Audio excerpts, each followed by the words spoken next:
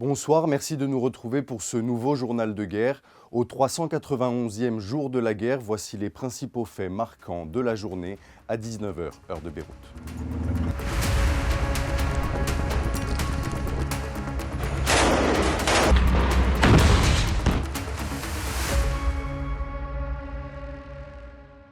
Nous commençons par la situation au Liban où le sud du pays a été le théâtre de multiples frappes et attaques aujourd'hui.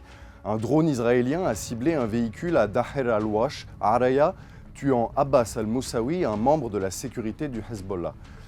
Peu après l'incident, la sécurité libanaise a temporairement fermé la route d'Al-Kahale, redirigeant le trafic pour assurer la sécurité des civils.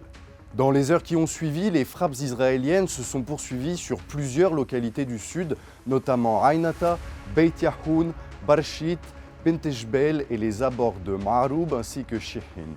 5 personnes ont été tuées dans ces attaques. Un autre bombardement visant la route principale de Dardria Arzoun a touché un centre de défense civile, affectant gravement les infrastructures de la zone.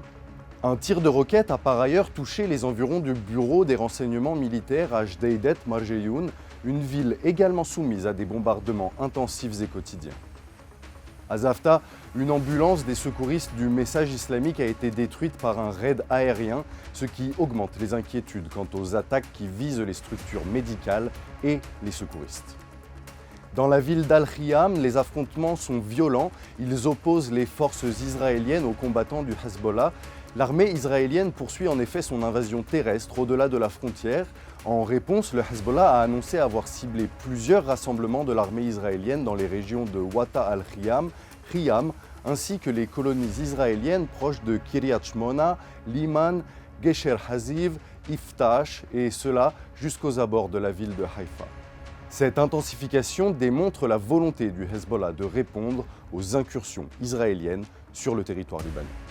Les médias israéliens ont rapporté ce matin que le bataillon 9204 a été retiré du Liban après 2 semaines d'opérations intensives, ce qui marque un potentiel repositionnement stratégique de l'armée dans la région.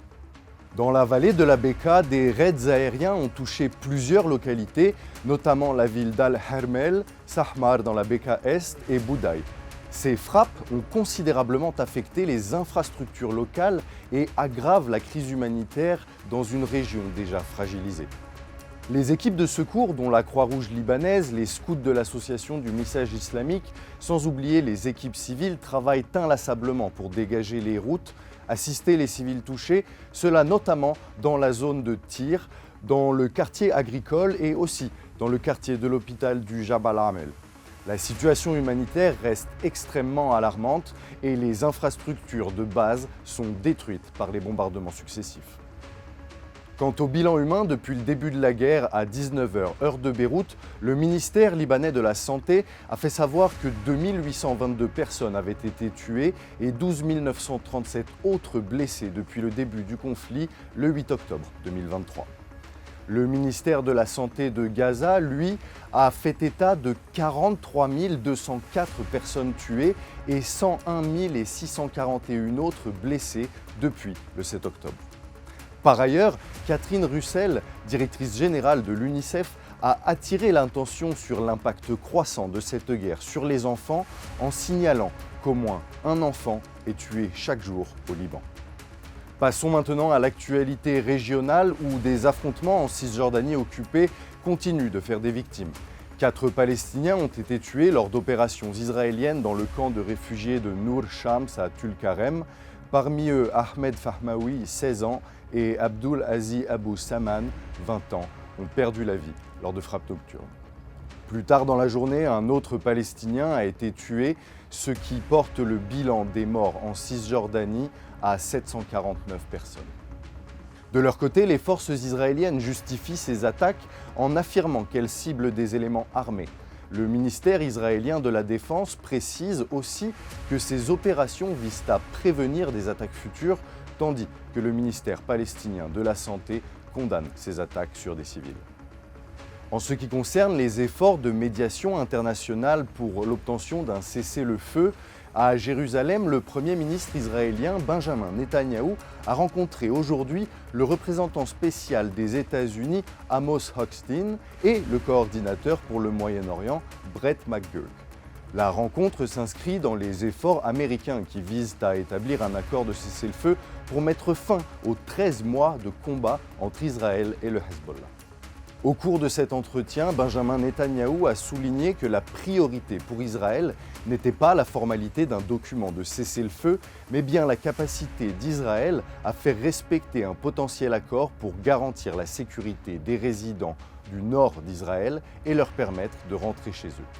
Selon son cabinet, cette détermination d'Israël à protéger sa population serait la clé de la stabilité dans la région.